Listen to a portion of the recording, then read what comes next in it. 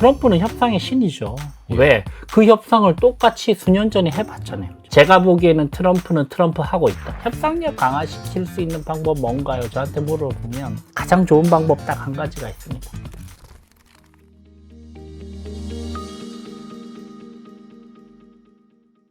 사실 우리 삶은 끝없는 협상의 연속이죠. 뭐 뉴스에 요즘 자주 등장하고 있는 관세 협상은 물론이고요. 또 회사에서는 연봉 협상 잘해야 하죠. 그리고 또 가정에서도 또 부부간의 일종의 협상이 또 없을 수가 없습니다. 시장에서 물건값을 깎는 것도 협상 중에 하나고요. 과연 그 협상은 어떻게 해야 내 이익을 극대화할 수 있을까요? 또 어떻게 해야 피해를 보지 않을 수 있을까요? 협상의 달인한테 한번 직접 들어보시죠. 류재언의 협상 바이블, 이 책의 저자인 류재언 변호사입니다. 안녕하세요, 변호사님. 네, 반갑습니다. 류재언 변호사입니다. 그 협상 바이블 이 책이 나온 게 꽤 오래됐죠. 그렇죠. 2018년도에 초판이 나왔고요. 네. 이번에 이제 도널드 트럼프 대통령 때문에 또 특수를 누려서 이번에 전면 개정판을 발간을 했습니다. 7년 만에 7년 만에. 다시 이제 네. 개정판으로. 네. 그 협상은 사실 사람들 누구나 이기기 위해서 하잖아요. 그렇죠. 이겼다라는 거. 음. 성공적인 협상이었다라는 건 네. 어떤 걸까요, 결과적으로? 그 많은 경우에 있어서 이제 이기고 지고의 프레임으로 많이 관찰을 하는데 네. 사실은 이제 편집장님도 여러 비즈니스 경험들 많으시잖아요. 네. 근데 우리가 가장 찜찜한 협상은 초반에 내가 원했던 것을 모두 얻었는데 상대방과의 관계가 완전 파탄 났어요. 이제 얼굴을 보기도 힘들 정도로. 그리고 나면 사실 감정적으로 굉장히 찜찜하거든요. 돈은 좀 받았지만. 그렇죠. 찜찜한. 왜냐하면 업계가 워낙 좁고 우리나라가 그러다 보면 또 마주치게 되고 결국은 그 다음 협상은 또 망가지게 되는. 그래서 우리가 좀 단면적으로 볼 게 아니고 원하는 것도 어때 저 사람을 내 편으로 만드는 거 까지가 진짜 성공적인 협상이 아닌가라는 생각이 듭니다. 그게 바로 그 다음 그 누군가와의 다른 곳에서의 협상에서도 내가 또 이길 준비를 해야 되는 거니까요. 그렇죠. 근데 이제 이기고 지고의 프레임보다는 저는 항상 이렇게 생각을 해요. 내가 한 51 정도를 얻으면 상대방도 49 정도는 줘야 된다. 그렇죠. 만약에 내가 이기고 지고의 프레임으로 보면 내가 100을 얻고 상대방은 0을 얻게 만들거나 마이너스를 나게 만들면 과연 이 협상 그 다음은 어떻게 될 것인가. 그러면 업계에서 저 사람이 나에 대해서 엄청나게 악담을 퍼붓겠죠. 그죠? 이런 것들이 이제 결국 협상이 사람이 하는 것이고 관계가 연관되다 보니 관계적인 측면과 결과적인 측면을 함께 우리가 조금 생각해 볼 필요가 있다. 네. 본인의 평판도 신경을 써야 되는 거예요. 그렇죠. 왜 네. 부동산 거래할 때 공인중개사분들이 그런 조언해 주시더라고요. 너무 최고가에 팔려고 하지 말아라. 그렇죠. 한 500 정도 깎아주는 것도 좋은 방법이다. 마지막에 우리가 예를 들면 뭐 공인중개 수수료라든지 이런 부분 정도는 살짝 빼준다든지 그런 부분의 어떤 운영의 묘 이런 것들이 조금 더 지혜로운 협상을 할 수 있는 방법이 아닐까라는 생각이 듭니다. 진짜 중요한 겁니다. 그래서 우리가 배워야 되는 거고. 그렇죠. 그 류재현 변호사님의 협상론이 고등학교 교과서에도 실린 게 있어요? 그러게요. 네. 올해부터 이제 전국 고등학교의 창비 출판사의 국교 교과서에 실렸습니다. 제가 2016년도에 바스프라고 하는 독일 기업에서 퇴사를 하고 나서 하버드에 가서 협상을 공부를 했는데 예. 그 당시에 미국 변호사들한테 물어봤어요. 니네들은 도대체 몇 살 때 협상을 배우니 물어봤더니 13살, 14살 때 협상을 배우고 있더라고요. 협상이라는 걸 배운다고요? 네. 10대 초반에요? 중학생들이. 어떤 개념의 협상을요? 현직 변호사가 와서 방과후 수업에 실제로 협상을 가르치고 있더라고요.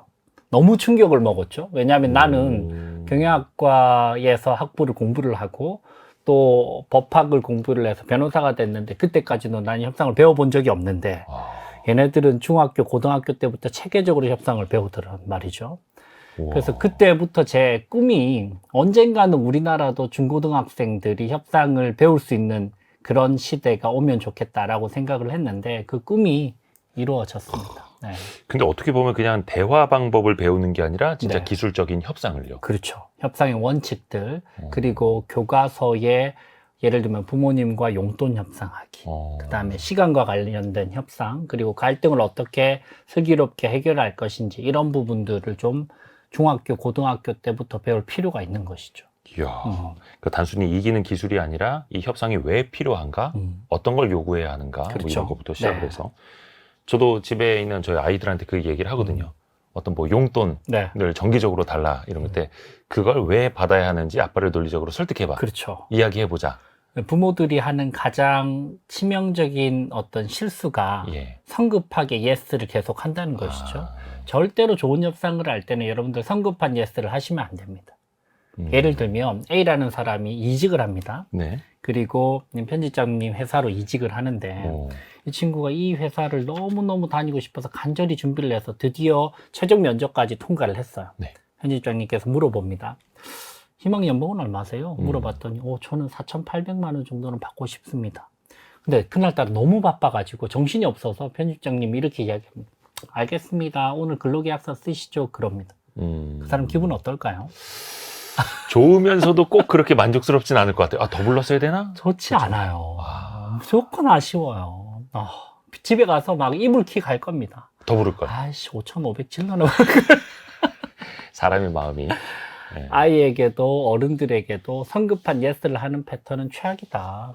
그래서 아이들에게도 절대로 부모들이 성급하게 원하는 것을 계속 마시멜로를 주어주는 이 패턴을 반복하다 보면 아이들은 모든 것들이 너무 쉬워지는 거예요. 말만 하면 우리 아빠가 마시멜로를 주네?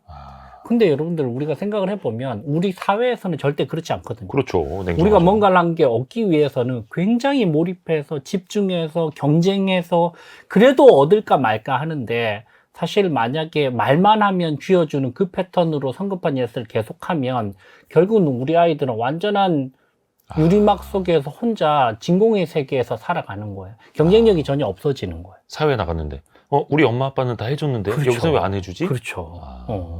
그래서 성급한 예스를 좀 참으실 필요가 있다. 일단은 성급한 예스만 참고 시작을 해도 그렇죠. 지지는 않는다. 그렇죠. 예를 들어 방금 그 사례에서 편집장님께서 이렇게 대답을 하는 건 거죠. 알겠습니다. 대리님의 역량에 대해서는 충분히 제가 그 인지를 했고 저희 내부적으로도 HR 관련된 그 기준이 있으니까 한번 생각해보고 내일 오후까지 회신을 드리겠습니다. 하고 4,800만 원 예스를 하면 이 친구는 뛸 듯이 기쁠 거예요. 근데 뭔가 사장님이 쿨해 보이려고 오케이 우리 회사 그 정도 능력 돼 이게 아니라 그게 꼭 좋은 건 아니다. 그거는 쿨하려고 하는 척하는 병에 걸린 거야. 절대로 쿨한 게 아니야. 본인 혼자 그게 쿨하다고 생각을 해. 만족도적인 측면에서는 확 떨어진다니까. 그렇죠. 아, 그게 또 그 한두 명이 아니라 그렇죠. 회사 전체적인 인사 그렇죠. 관리 시스템도 있는 거니까요. 근데 이게 또 어려울 수 있는 게 네. 가정에서의 협상. 아, 끝판왕이죠. 아, 끝판왕입니까? 네. 사랑하는 사람과의 협상. 힘듭니다. 변호사님도 힘들어요? 잘 안 됩니다. 혹시 부부싸움 하실 때나 그래도 변호사님이 뭐 집에서 뭐 차를 바꾸자고 했거나 네. 뭐 필요한 걸 좀 사야겠다라고 했거나 이럴 때 협상하실 거 아닙니까? 편집장님도 사실 그 배우자와의 협상을 하시잖아요. 뭔가 협상에 비슷하게 하겠죠? 네. 말씀 너무 잘하실 거고 힘든데. 예. 잘 안 되거든요. 아, 저도 협상 전문가로서의 삶을 거의 10여 년 넘게 네. 살아왔고 그 많은 경험들이 있지만 역시나 끝판대왕은 배우자와의 협상이다. 이게 논리로는 안 되죠. 논리로 안 됩니다. 여러 가지 이유들인데 첫 번째는 네. 정보가 너무 많이 노출돼 있다. 다 알아. 다 알아. 예. 나보다 나를 더 잘 알아. 이러면 협상이 안 된다 이거예요. 예, 예. 두 번째는 인질이 잡혀 있다. 인질이요? 우리 아이들이 그쪽 편이에요. 내 편이 아니야. 아, 이거 아빠들은 좀 공감하겠습니다. 예. 내 편이 아니야. 분명히 내 자식인데 내 편은 아니야. 세 번째는 감정이 많이 개입된다. 감정. 오늘 저녁에 부부싸움을 하는데 갑자기 와이프가 이런 이야기를 하죠. 네가 그때도 이맘때였다, 그치? 뭐 이런 이야기를 하면 오싹합니다. 옛날 얘기 꺼내죠. 2002년도에 그녀를 만났는데 네. 갑자기 그런 이야기를 하면 22년, 23년이 주마등처럼 스쳐 지나갑니다. 감정이라는 변수가 개입되면은 복잡성이 3배, 4배 높아진다. 이건 꼭 협상에서. 부부간이 아니더라도 부부간이 아니더라도. 어떤 협상에서든. 그렇죠. 예를 들면 A라는 친구가 B라는 상대방과 처음 협상을 했는데 분위기가 너무 안 좋아. 알고 봤더니 내 직전에 퇴사했던 C가 B랑 다투고 퇴사를 한 거예요. 그죠? 이럴 때 풀 수가 없습니다. 과거의 감정들이 현재의 협상 테이블에 계속 개입되는 거죠. 트럼프 같은 경우에도 일부러 그렇죠. 상대방의 감정을 막 이렇게 극죠. 올린다면서요. 그렇죠. 네. 아, 긁어버리고 일부러. 그렇죠. 네. 그것도 기술이에요? 기술이죠. 이 부분도 한번 뒷부분에 더 깊이. 이야기해보죠. 근데 일단은 배우자와의 협상이 어려운 거는 또 네 번째는 뭡니까? 가장 결정적으로는 판을 깰 수가 없다는 것이죠. 네. 내일 갈라서자 이게 아침에 안 내일 되고. 아침에 또 봐야 된다. 그렇죠. 이게 정말 너무나 특수한 관계인 것이죠. 그래서 더더욱이 어려운. 너무 힘들다. 예를 들면 우리가 기업 협상을 하면 얘네들이 안 따라와. 그러면 오케이. 너네들은 우리랑 안 맞으니까 B를 택하겠어. 이걸 할 수 있는데 배우자와의 협상과 노사 간의 협상 그게 안 됩니다. 그렇죠? 협상 결렬 대안이 없어요. 그렇죠, 그렇죠. 네. 그래서 그거는 이제 가정법원 자주 다니시는 변호사분들은 따로 그렇죠. 계시는 거고 저희 로펌도 네. 가사 소송 잘하니까 여러분 참고해 주시기 바랍니다. 류재현 변호사님은 또 이제 기업에 또 특화된 네, 네, 네. 변호사로 알고 네. 있습니다만 이 시점에 특히 이게 트럼프 2기 집권 시대가 돼서 그럴까요? 네. 협상에 대해서 사람들이 더 많이 관심을 갖는 것 같아요. 그렇죠. 우리가 이 협상이라는 걸 배워야만 하는 이유는 뭐가 있을까요? 협상은 철저하게 경험 집약적인 역량입니다. 무슨 말이냐? 한 번이라도 더 해보고 더 고민해본 자들이 무조건 유리한 게임이라는 것이죠. 트럼프는 협상의 신이죠. 예. 왜? 그 협상을 똑같이 수년 전에 해봤잖아요. 그 자리에서 똑같은 협상을 그때도 관세 이야기 했고요. 아하. 그때도 관세 10% 20% 이야기 했고 그때도 자동차 반도체 이야기 했단 말이죠. 그걸 다시 2기 행정부에서 똑같이 하고 있을 뿐인데 우리는 그걸 더 충격적으로 받아들이는 이유는 사실은 우리가 그 사이에 또 망각하고 있었던 것일 뿐이지 제가 보기에는 트럼프는 트럼프 하고 있다. 트럼프가 트럼프 한다. 트럼프는 예측 가능한 방향으로 그대로 움직이고 있습니다. 우리가 데미지가 더 크게 느껴질 뿐이지 그때의 그 지난 시절의 트럼프의 패턴과 똑같이 움직이고 있습니다. 2017년 당시와 어떻게 그렇죠. 보면 똑같은. 굉장히 상당 부분이 저는 일치한다고 생각이 듭니다. 그래서 경험이 가장 중요하다. 그렇죠. 이것도 그래서 많이 배우고 또 써먹어 봐야 되는 그렇죠. 거고 네. 일상에서도. 네.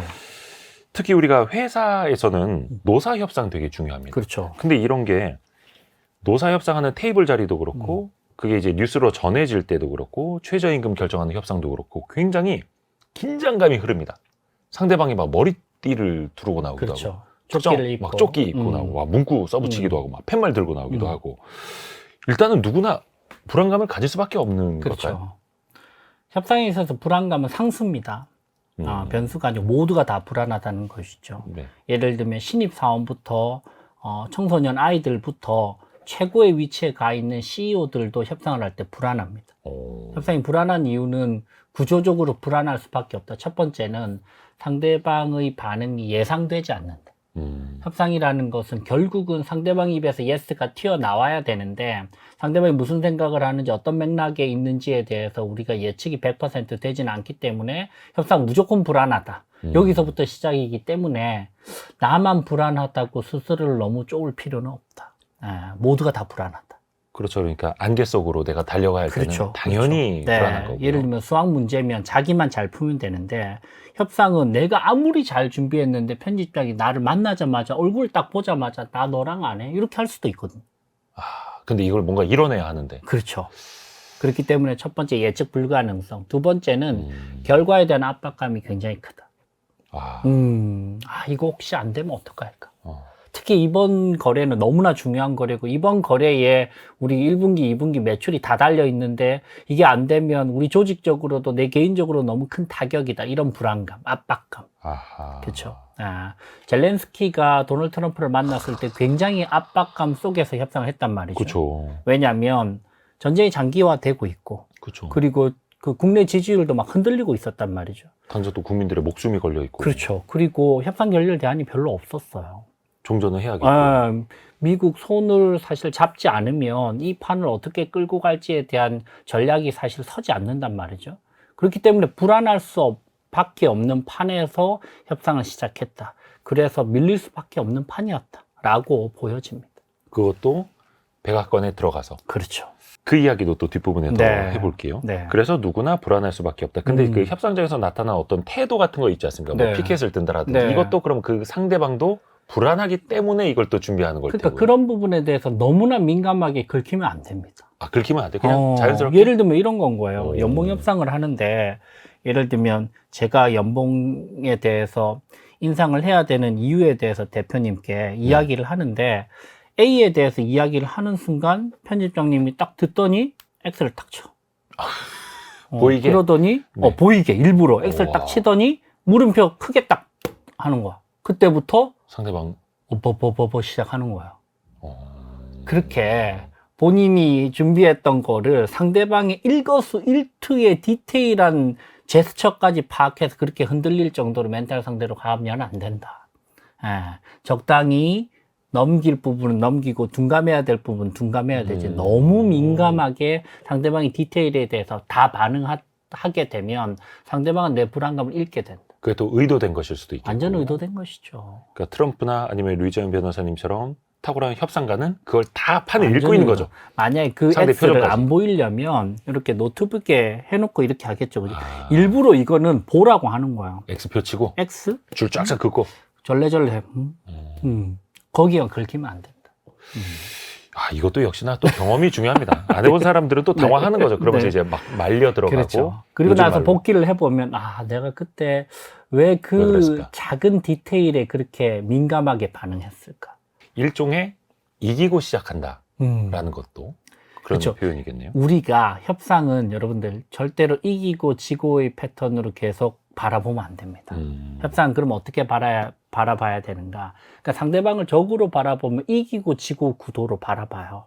근데 이기고 지고의 구도로 바라보면 상대방이 적이면 내가 가지고 있는 정보를 상대방에게 절대로 제시하면 안 되죠. 그죠? 근데 여러분들 협상은 그런 게임이 아니거든요. 협상은 더 좋은 결과물을 얻기 위해서 서로 문제를 푸는 과정이란 말이죠. 그러면 내 패도 좀 보여줘야 돼요. 편집장님, 제가 요게 좀 고민이에요. 저는 요런 게 고민이고 이런 부분들이 좀 편집장님 도움이 필요한데 이걸 좀 어떻게 도와주실 수 있을까요? 그러면 편집장님도 그래? 근데 나는 사실 이게 고민이었거든. 이 과정은 여러분들 적과의 대화가 아닙니다. 그래서 협상은 problem solver라는 개념이 굉장히 중요합니다. enemy가 아니고 적이 아니고 공통의 문제를 해결하는 당사자 problem solver예요. 아하. 그렇죠. 같은 문제를 해결해 나가는 그렇죠. 과정. 그래서 마주보고 하는 게 아니고 이렇게 나란히 앉아서 대화하는 것이라고 생각하면 훨씬 더 편합니다. 아하. 그렇죠. 공통의 문제를 해결해 나가는 과정. 근데 사실 뭐 휴전 협상 같은 거는 좀 완전히 다른 이야기일 수는 약간 있을 다른 테고요. 내용이긴 하지만 그거 완전 사실 에너미 트럼프와 젤렌스키는 에너미는 아니거든요. 그 관계는. 그 관계는 공통의 문제를 해결하기 위한 당사자죠.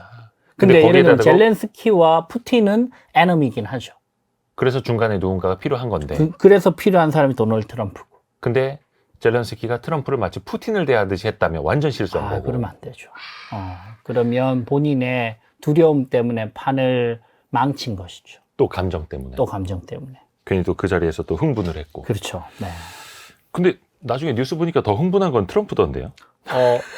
트럼프는 트럼프 했죠. 트럼프는 흥분하는 척 했죠. 본인의 스타일대로. 트럼프는 내면으로는 흥분하지 않았습니다. 트럼프는 표면적으로 흥분했을 뿐 감정적으로는 흥분하지 않았어요. 감정적으로 본인이 진짜 흔들릴 정도로 흥분하면 치명적인 단점이 발생합니다. 뭐냐? 감정을 너무 많이 진짜 썩게 되면 본인의 시야가 굉장히 좁아지고 실수가 나타나게 됩니다. 그래서 트럼프는 내가 지금 이 타이밍에 화를 낼 타이밍이야 하고 낸 것일 뿐이고 실제로 제이디 벤스랑 젤렌스키는 실제로 흥분을 했어요. 그죠? 제이디 벤스가 그렇죠. 먼저 소리 젤렌스키를 긁었죠. 예. 그리고 젤렌스키가 하지 말아야 될 이야기를 미국에 했어요. 그죠? 그러면서 God bless you 이렇게 하면 신의 가호가 있기를 이런 긁는 이야기를 하니까 그때 지금부터는 분노 모드로 돌입해야 되겠다 하고 도널드 트럼프는 분노를 시작했죠. 아주 강력하게. 근데 실제로 트럼프는 내면적으로까지 분노가 폭발하지는 않았다고 저는 평가를 합니다. 또 마지막에는 농담처럼 그리고 또 재미있는 여지를 TV쇼 남기죠. 아니냐 막 이런 식으로 얘기하고. 또 여지를 남기죠. 근데 전형적인 트럼프식 협상입니다. 근데 거기는 사실 지구상 누구라도 말릴 수밖에 없을 것 같아요. 그렇죠. 그 판에 변호사님이 들어가면 거기에 계셨다면. 그러니까 기본적으로 리더로서 첫 번째 해야 될 가장 중요한 의사결정은 예. 그 판에서 어떻게 협상을 잘할 것인가가 아닙니다. 실제 이제 뛰어난 리더들은 내가 그 판에 들어갈 것인가 관점에서 먼저 생각을 해야 되는 거죠. 그 판은 들어가면 안 되는 판이에요. 짜여진 각본이에요. 트루먼 쇼예요. 그래서 내가 생각했을 때 짐 캐리가 내가 트루먼 쇼인 거 알고 들어갈 것인가 아니면 트루먼 쇼니까 나는 여기서 빠져나올 것인가 먼저 생각을 했었어야 되는데 그냥 들어간 거예요. 그래서 거기서 어떻게 쇼를 잘할 것인가 고민하면 이미 그 판은 늦은 판이죠. 왜? 완전히 모든 것이 유리하게 도널드 트럼프 쪽으로 짜여진 판이기 때문에. 근데 뭐 젤렌스키 입장에서는 우크라이나 국민들을 구하러 네. 어떻게 해서든 종전을 또 해야 하니까 그렇죠. 그 판에 안 들어갈 수도 없었고 그거를 노린 거죠. 트럼프. 그런 심리적인 쫓김의 상태를. 그래서 빨리 그냥 여기서 마무리해라. 근데 여러분들 생각을 해보십시오. 우리나라의 아주 가까운 나라에 3대가 니고시에이터인 집안이 있죠. 3대가 협상가요? 누구죠? 북한이죠. 그죠? 김일성 수령부터 해서 3대가 협상가잖아요. 미국과 전 세계를 상대로. 그렇죠. 1950년부터 미국을 상대로 수십 명의 대통령을 상대로 협상을 했잖아요. 그죠? 와. 근데 그들은 지난 거의 반세기가 넘는 시간 동안 단 한 번도 백악관에 들어간 적이 없습니다. 아. 왜? 그 판에 들어가면 무조건 지거든요. 심지어 가장 경험이 적은 김정은조차도 트럼프를 어디로 데리고 왔죠? 싱가포르로 데리고 왔잖아요. 그죠? 그죠? 근데 그 젤렌스키와 도널드 트럼프의 협상 장면을 봐도 젤렌스키가 무슨 말만 하면 항상 이런 식으로 반박을 해요. 당신은 지금 백악관에서 미국 국민들을 상대로 이런 이야기를 하는 건 굉장히 큰 신뢰라고 이야기를 할 수 맞아요. 있습니다. 이렇게 이제 몰고 가니 할 수 있는 말이 없는 건 거예요. 도발하면 그렇게 몰고 가. 안 도발을 하면은 아무 말도 못하는 사람 취급당해. 무능력이거나 도발하는 사람으로 계속 몰고 가니 뭔가를 할 수가 없는 건 거죠. 근데 그게 또 미국 입장에서는 전략으로 그렇죠. 활용을 했던 건데 네. 완전히 상대방을 말릴 수밖에 없겠고. 네. 그러니까 김정은한테도 트럼프가 나중에 백악관 한번 와라. 초대하겠다. 뭐 이런 이야기도 농반진만 했었잖아요. 그렇죠. 그러면 김정은 입장에서는 약간 일부러 안 가는 걸 수도 있겠네요. 양쪽 다 먼저 했거든요. 가장 먼저는 그 1기 트럼프 행정부 때 가장 먼저는 미국에서 협상하자라고 네. 이야기를 했고요. 김정은 국방위원장은 아니다. 판문점이나 아니면 북한에서 협상하자 그렇게 이야기를 했고요. 그러다가 스위스에 대한 이야기도 나왔는데 중립지대로 스위스까지 갈 수 있는 비행기가 어떤 안 돼서. 비행기가 안 돼서 그래서 이제 타협안으로 한 게 이제 싱가포르란 말이죠. 이게 협상을 어디에서 하느냐도 되게 중요한 굉장히 거예요. 중요하죠. 이게 메시지도 될 수 있는 거고 유불리도 달라지고요. 그렇죠. 예를 들면 지금 이 스튜디오 네. 일단 뭐 우리 편집장님 너무 편하잖아요. 네네, 그죠? 그렇죠. 근데 이제 다른 사람이 처음에 여기 오면 뭐 조명과 카메라와 카메라. 이런 거에 약간 위축될 수 있단 말이죠. 아, 근데 예. 젤렌스키는 모국어가 아닌 언어로 어. 영어로 그리고 제이디 벤스와 도널드 트럼프 가장 강력한 캐릭터들 앞에서 그리고 옆쪽에는 전부 다 극우 유튜버들 있었고 앞쪽에는 카메라 수십 대 수백 대가 있었고 그죠? 거기서 어떻게 제대로 된 협상을 하겠어요? 또 그 판을 어떻게 보면 홈그라운드 이점을 살려서 또 만들어 놓는 걸 수도 있을 테고 상대방이. 야, 이게 어렵네요. 그래서 많이 알아야 됩니다. 그렇죠. 다시 우리 일상으로 또 돌아와서 만약에 내가 협상을 하게 된다. 네. 그 협상 초반에 밀리지 말아야 되는데 그렇죠. 왜 기선제압을 당하면 아예 지고 그렇죠. 시작할 수도 있는 거잖아요. 초반에는 좀 어떻게 해야 될까요? 기세에 밀리지 않으려면? 이 첫 5분이 너무나 중요하고 첫 5분 동안에 밀리면 완전 지는 게임이 시작됩니다. 그렇죠. 첫 번째는 시간에 쫓기면 무조건 진다.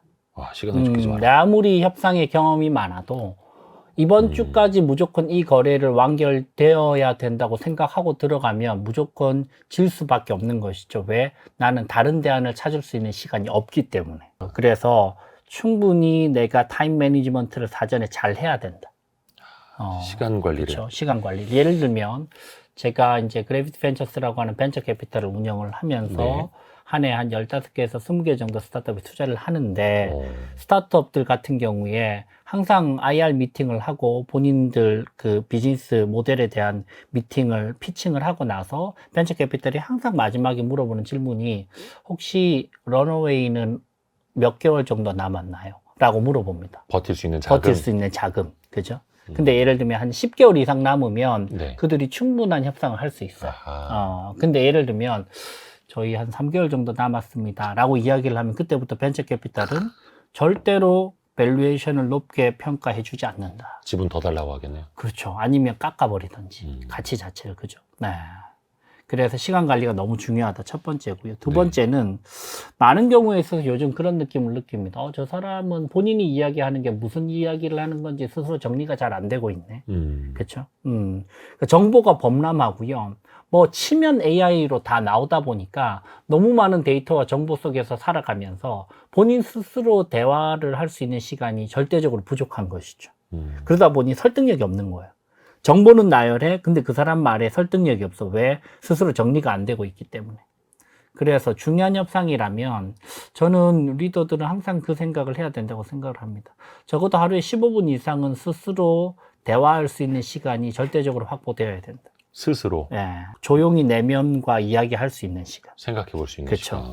뭐 주로 뭐 운전하는 시간이라든지 운동하는 시간, 샤워하는 시간 그런 시간에서 스스로 대화를 해야 될 필요가 있고 특히 이제 첫인상 전략은 너무나 중요한 것 같아요. 네. 네, 첫인상에서 저 사람을 호감으로 느끼게 만들 것인가 아니면 첫인상부터 아주 막 상대방과 내가 으르렁거리면서 늑대의 표정을 짓고 있을 것인가 이 과정이 첫 5분 동안에 너무나 중요하지 않나 라는 생각이 듭니다. 이것도 전략적으로. 그렇죠. 전략적으로. 목적과 어떤 분위기에 따라서. 그렇죠. 그러니까 이게 좋은 비즈니스 협력 협상을 해야 되는데 뭐 늑대처럼 나가기는 좀 그렇죠. 그렇고. 예를 한번 들어보시죠. 우리나라 최고의 어떤 재벌 기업 삼성전자의 이재용 회장님. 네. 그리고 지구상에 지금 이 순간 최고의 재벌은 누구죠? 일론 머스크. 네. 그 개인 자산만 거의 600조, 700조 가까이 되잖아요. 2023년도에 두 분이서 미국에서 만났던 적이 있죠. 네. 북미에서 만났습니다. 그죠? 이때 일론 머스크와 이재용 회장이 입었던 어떤 의상 저는 너무나 인상적이었거든요. 되게 캐주얼하게 입었어요?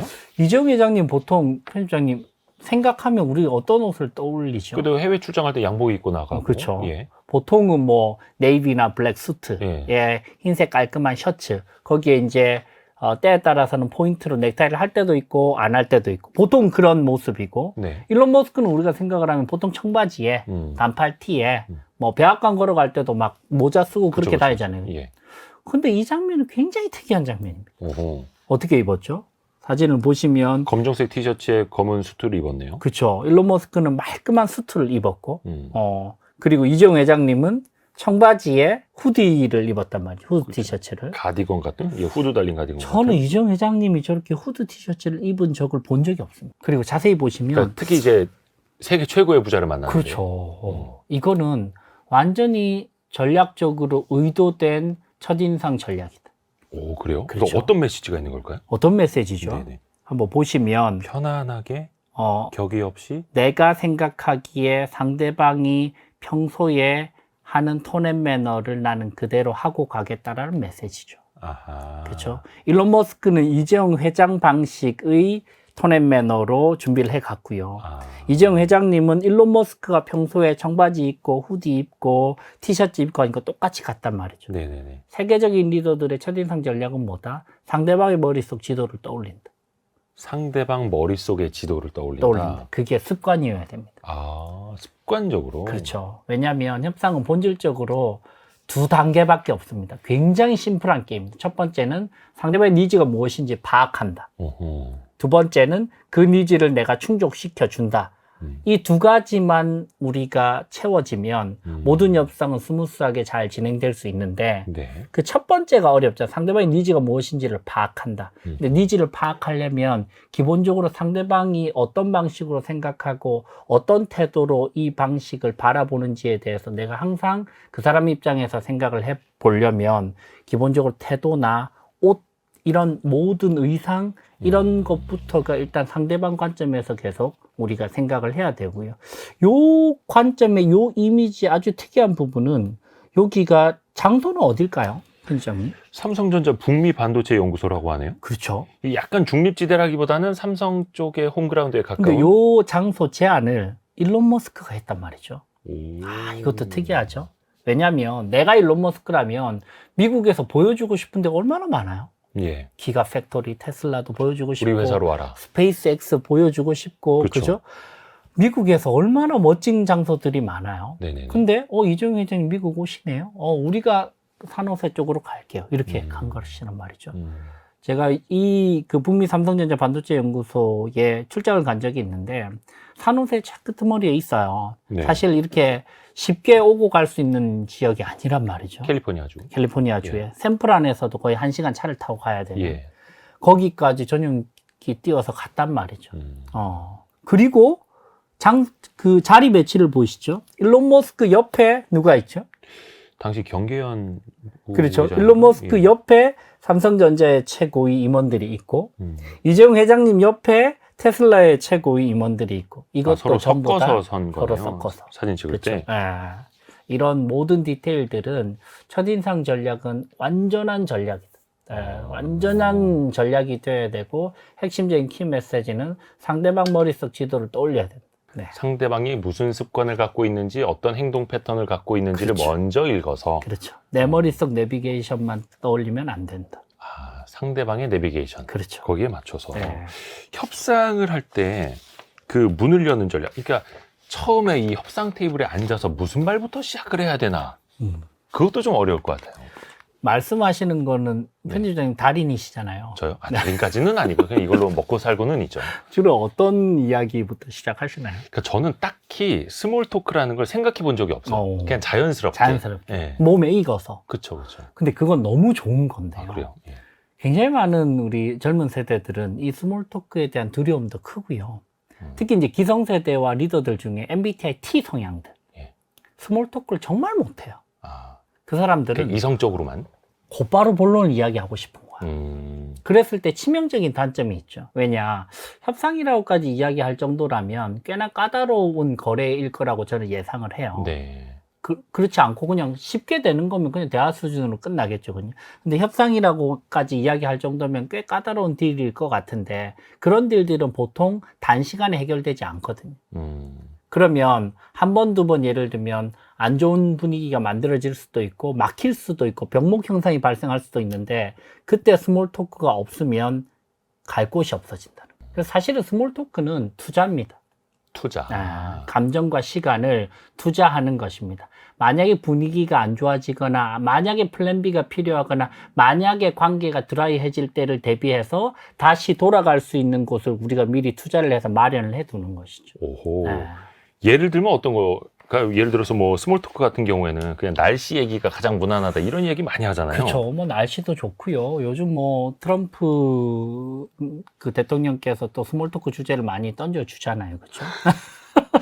공통의 관심사이기도 하고. 그렇죠. 제가 만나봤던 분들 중에 스몰 토크를 가장 멋지게 하셨던 분, 기억에 지워지지 않는 분이 한 분 있는데 와튼 스쿨의 모리 타이리포 교수님이 작년에 한국을 방문을 하셨습니다. 네. 이분은 세계적인 협상학자시죠. 사람은 무엇으로 움직이는가라는 책도 쓰시고 와튼 스쿨에서 협상학자로서는 최고로 꼽히시는 분인데 작년에 강연을 하러 오셔서 롱블랙이라고 하는 미디어 서비스에서 저한테 1대1로 인터뷰 기회를 주셔서 2시간 정도 이야기를 나눴는데 앉자마자 어떤 좀 행동. 특별한 행동을 하시더라고요. 어떤 행동을 하셨을까요? 앉자마자 어떻게 하시냐면 핸드폰을 이렇게 무음으로 바꾸시더니 벌떡 일어나시더니 저쪽 테이블 옆으로 핸드폰을 놓고 다시 자리로 돌아오시는 거예요. 그거는 이제 계산된 행동. 완전히 계산된 행동. 굳이 가방에 넣는 것도 아니고. 그렇죠. 누구한테 갖고 있어라도 아니고. 끄는 것도 아니고. 그냥 꺼도 되잖아요. 그렇죠. 근데 무음으로 바꾸시더니 벌떡 일어나시더니 저쪽 테이블 끝으로 놓고 다시 돌아오시더니 저한테 아이 컨택을 하시더니 리오 이제 시작할까요? 그건 어떤 의미일까요? 내가 주어진 이 2시간 동안에는 나는 완전하게 당신에게 몰입하겠다. 근데 그것조차 상대방에게 보여주는. 이게 마인드풀 리스닝이죠. 온 마음을 다 열고 리스닝을 해야 된다. 그때 일단 저는 첫 번째 드는 생각은 존중받는 느낌을 받았어요. 그렇죠? 그렇겠죠. 그죠? 네. 세계적인 협상학자가 제가 그분의 책을 수번을 읽을 정도로 너무 좋아하는 그 협상학자가 그렇게 먼저 몰입을 해 주셨고 두 번째는 제가 그 3월 달에 인터뷰를 했는데 제 목이 좀 많이 쉬어가지고 헛기침이 좀 나더라고요. 네네네. 그랬더니 부스럭부스럭 가방에서 레몬색 캔디를 레몬 캔디를 저한테 2개를 내밀면서 리오 말을 많이 하시는 직업이시잖아요. 잠깐 요거 드시고 하시죠. 제가 1분 정도 기다릴게요. 이러는 거예요.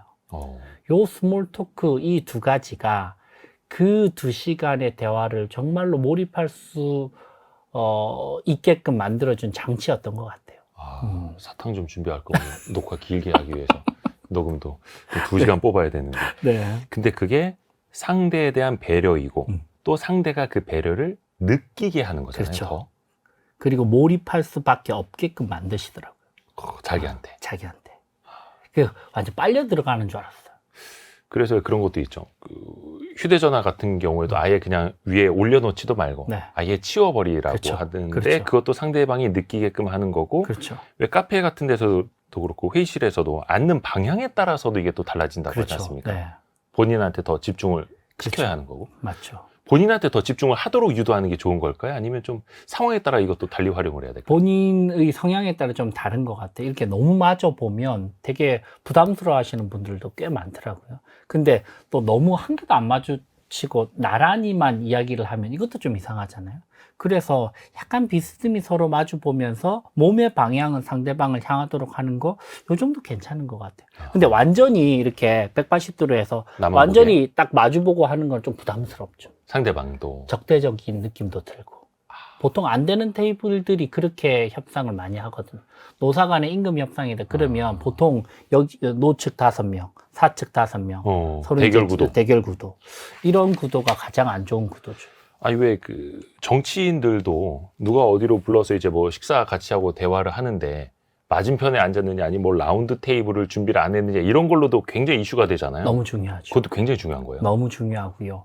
예를 들면 2018년도에 문재인 정권 때 한국과 북한이 정상회담을 할 때는 그 테이블을 2018cm로 준비를 했거든요. 그 정도로 디테일하게 둘레까지 계산해서 둘레까지 계산해서 의미 부여까지 해서 원형이냐 아니면 일자형이냐 직사각형이냐 의자 높낮이를 같이 하냐 낮게 하냐 그 당시에 정세균 그 의장이 일본으로 가서 아베 전 총리 측과 만났을 때 정세균 의장의 의자가 맞았어요. 살짝 더 낮았다는 걸 발견하고 그걸 교체해달라고 했던 적도 있거든요.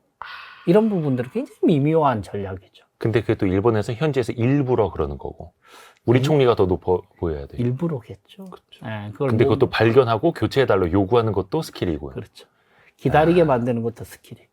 푸틴은 보통 한 2-3시간 기다리게 만들잖아요. 아니 푸틴은 왜 이렇게 지각을 하는 겁니까? 참 몇 시간은 기본이라고 하고. 너는 기다려야 된다.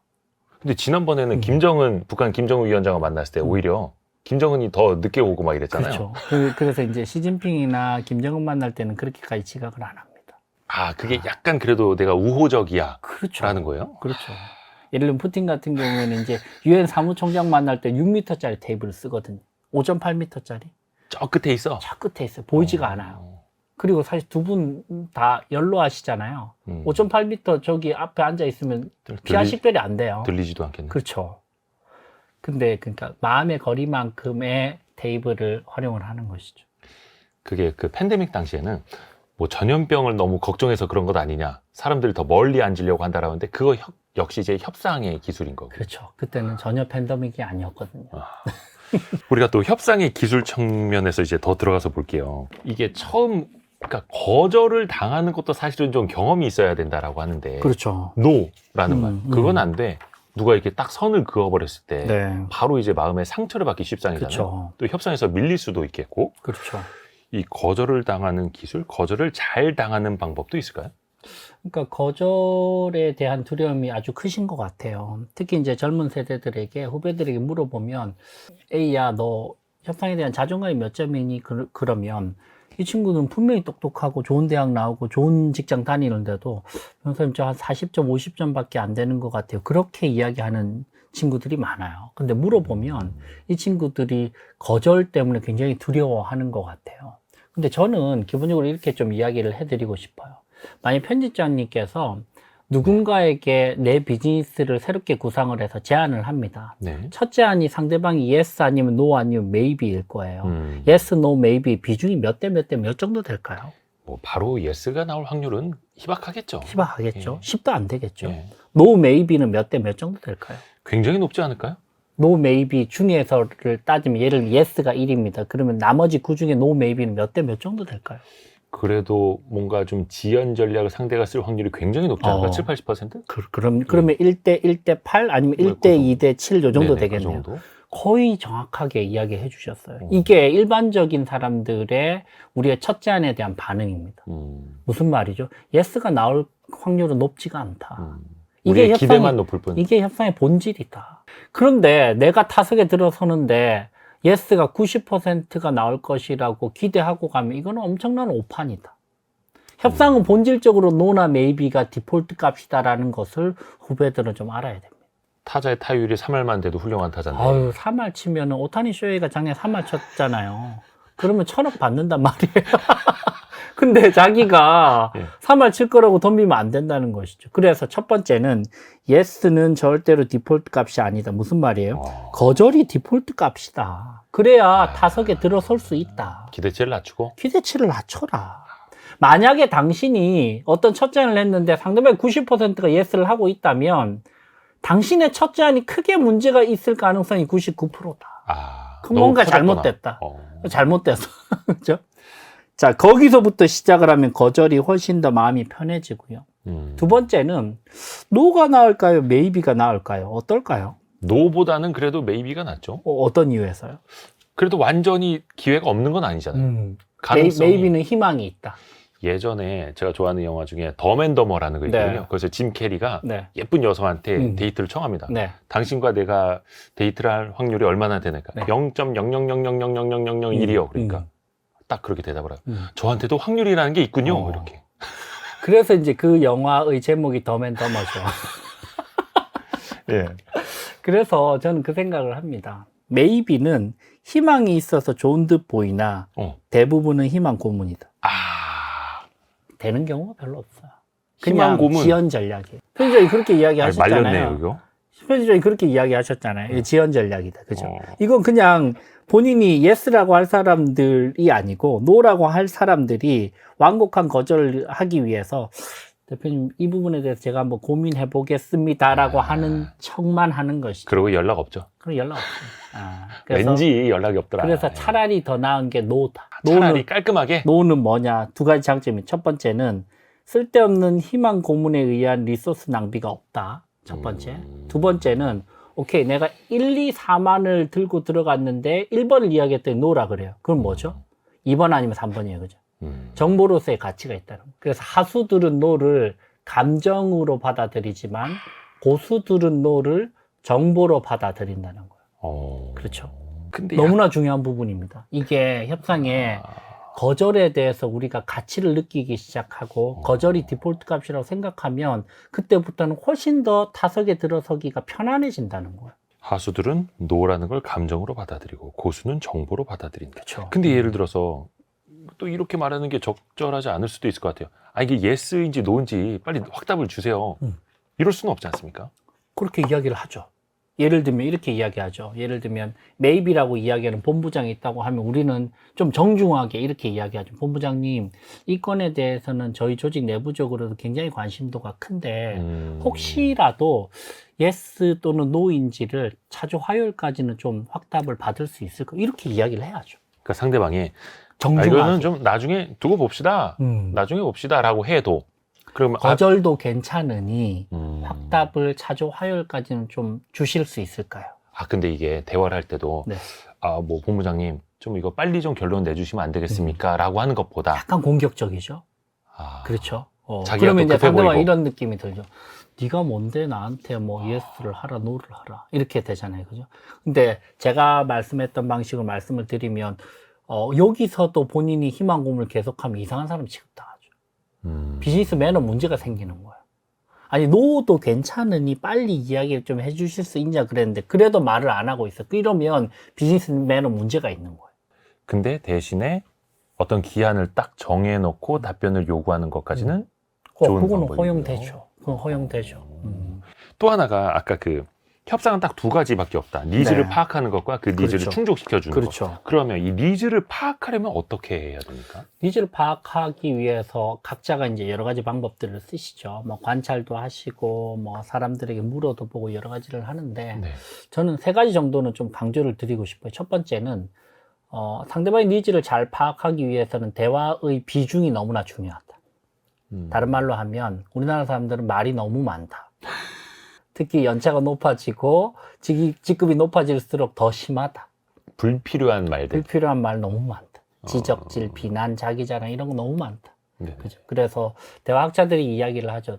내가 3 정도 이야기하고 상대방이 7 정도 이야기하게 할 때 저 사람이 나에 대해서 가장 큰 호감을 느끼면서 그러면서 본인의 니즈를 잔뜩 드러내고 간다. 그리고 나서 네 변호사 사람 참 좋네 하고 간다는 거예요. 지가 네. 7 이야기하고. 그렇죠. 그래서 3대 7이 내가 7이 아니고 나는 3 정도일 때 가장 호감도가 상승하고 그 사람 니즈를 잘 파악할 수 있다. 그러니까 호감을 느끼니까 그 사람이 말을 많이 하게 되는 그렇죠. 거고 또 말을 많이 하게 될수록 내가 저 사람 오늘 되게 잘 만나고 왔네. 그렇죠. 뿌듯하게 느끼죠. 그렇죠. 네. 두 번째는 제가 이제 실무적으로 가장 많이 쓰는 방법이 이 방식이에요. 네. 상대방의 대화 속에 3번 이상 반복적으로 등장하는 단어는 대부분 니즈입니다. 예를 들면 저 사람이 비용 이러고 있는데도 비용을 놓치고 있으면 절대 안 되는 그렇죠, 거죠. 그렇죠. 저 사람이 지금 부사장님 그러고 있으면 쟤는 부사장한테 가스라이팅 심하게 당하고 있구나. 의사결정권자가 부사장이구나. 를 파악을 해야 된다는 거예요. 부사장만 잡으면 되겠구나. 부사장만 잡으면 되겠구나. 장기에서 장을 두고 얘는 부르면 별로 되는지. 실익이 없겠구나. 그렇죠. 그래서 분명히 니즈는 드러난다는 거예요. 어떤 방식으로든 어떤 방식으로 언어적인 방식으로. 내가 뭔가를 질문을 통해서 알아내는 방법도 있을까요? 그렇죠. 아예 대놓고 물어보면 되나요? 그렇죠. 초짜 판사들이 이렇게 물어봅니다. 증인 지난 3월 달에 이런 행동을 했던 적이 있나요? 이렇게 물어봐요. 아주 다이렉트하게.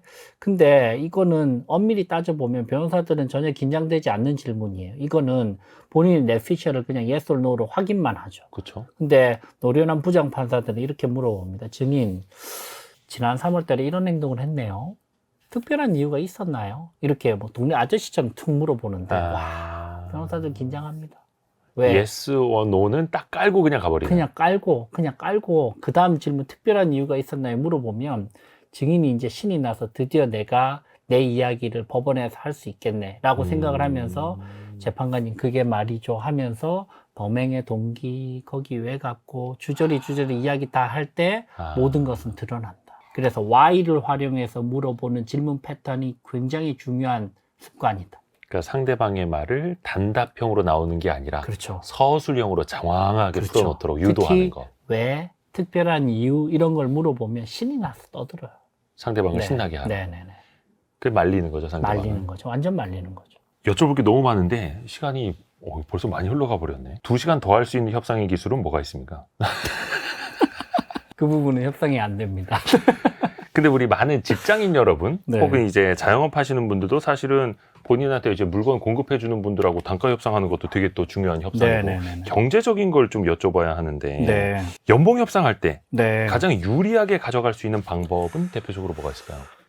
연봉 협상을 할 때 한번 생각을 해보시죠. 첫 번째는 저는 그 조언을 꼭 드리고 싶습니다. 후배들이나 아니면 제 친동생도 마찬가지고 그런 질문을 하면 저는 첫 번째로 그렇게 이야기합니다. 네. 너는 너 스스로의 가치를 어느 정도로 평가를 하니를 먼저 물어봅니다. 스스로. 많은 경우에 있어서 본인은 정작 스스로의 가치를 높게 평가하지 않으면서 상대방에게 내 연봉을 제시를 하는 경우들이 많은데 그러면 설득력이 없습니다.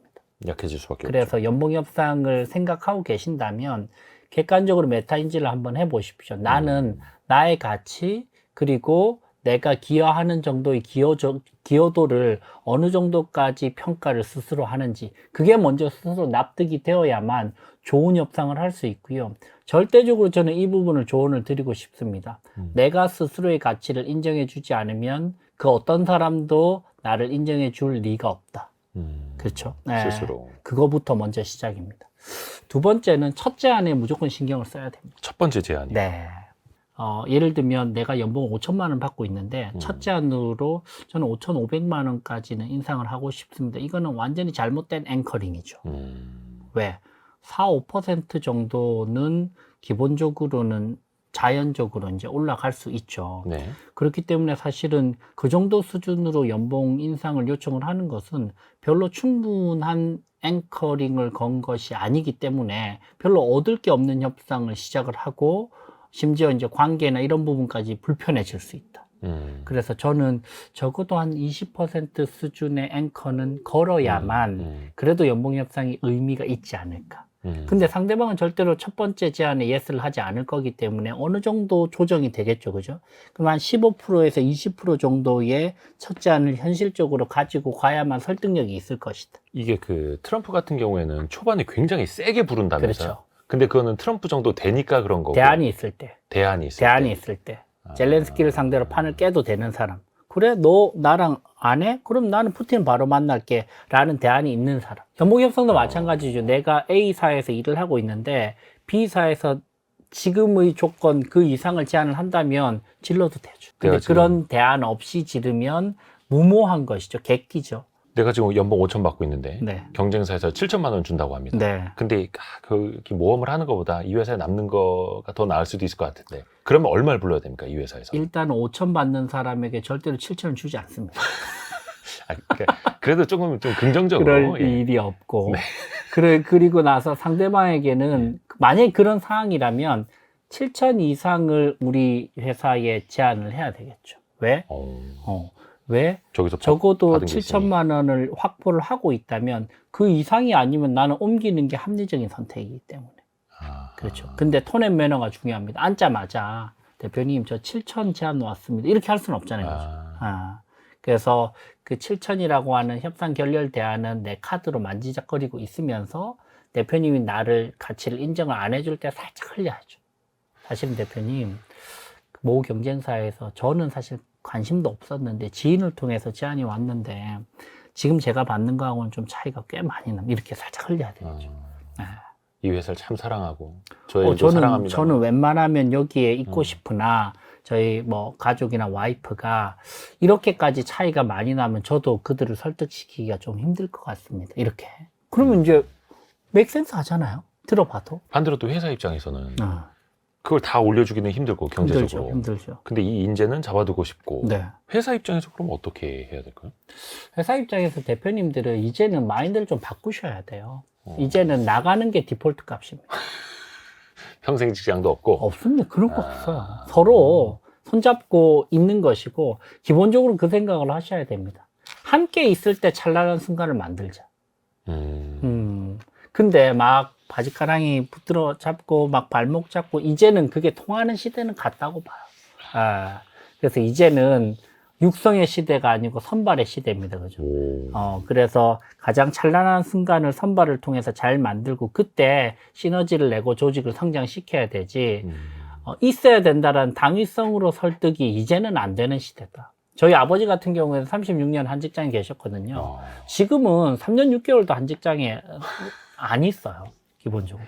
그렇죠? 그래서 회사들은 또 경력직을 선호하게 되고 그렇죠. 그 말이 곧 육성의 시대가 아니라 선발의 시대다. 딱 적재적소에 선발이 필요한 인재들을 선발하는 것 그리고 그들이 선발되게 만들고 선발된 인재들이 최대한 찬란한 순간을 만들어줄 수 있는 분위기와 환경을 만드는 것 이게 CEO들이 해야 될 일이죠.